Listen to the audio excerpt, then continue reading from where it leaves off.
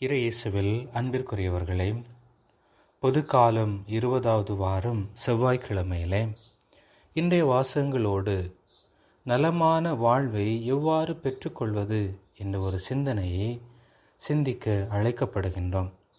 வாழ்வில் எல்லோருக்கும் நலமான வாழ்க்கை, நல்ல வருமானம், எல்லோராலும் மதிக்கப்பட வேண்டும் என்ற எண்ணம் உண்டு. மகிழ்ச்சியை நாடி ஓடி செல்லுகின்ற மனிதர்களாகிய நாம் அதனை எத்தகைய வழியில் பெற்றுக்கொள்கிறோம் என்பதும் கவனத்தில் கொள்ளப்பட வேண்டிய ஒன்றாக இன்று உள்ளது. விதிமுறைக்கு உட்பட்டு நமக்கு தேவையான ஒன்றை பெற்றுக்கொள்வது என்பது இன்றைய உலகில் பலருக்கு ஏதோ அந்நியமான வாழ்க்கை முறையாகவே உள்ளது.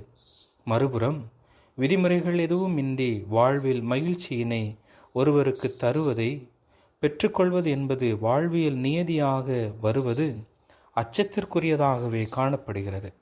இந்நிலையில் இன்று ஆண்டவர் இயேசுவால் சுட்டிக்காட்டப்படும் புதிய படிப்பினையான குறுகலான பாதை வழியாக நிலை வாழ்வினை பெறுவது என்பது தகுந்த மன தயாரிப்பு கொண்டு தங்களுக்கென்று பிறருக்கு தீங்கிழைக்காத வாழ்வியல் விழுமியங்களை கொண்டவர்களால் மட்டுமே முடியும் என்பதை நாம் உணர்ந்து கொள்ளவும் அழைக்கப்படுகிறோம்.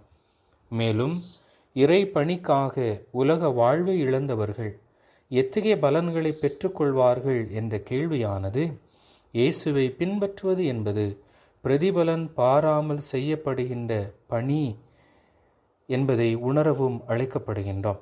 மேலும் பிரதிபலன் பாராமல் செய்கின்ற பணி ஒரு நாளும் பலன் பெறாமல் போகாது என்பதையும் இயேசு எடுத்துரைக்கின்றார்.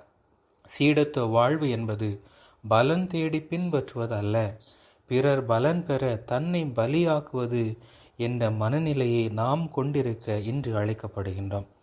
அதிக எதிர்பார்ப்பு ஆபத்தான வழிகளை நாடச் செய்யும் என்பதை உணர்வோம். இறை உறவில் நிலைத்து பிரதிபலன் பாராத சீடர்களாய் பயணிப்போம்.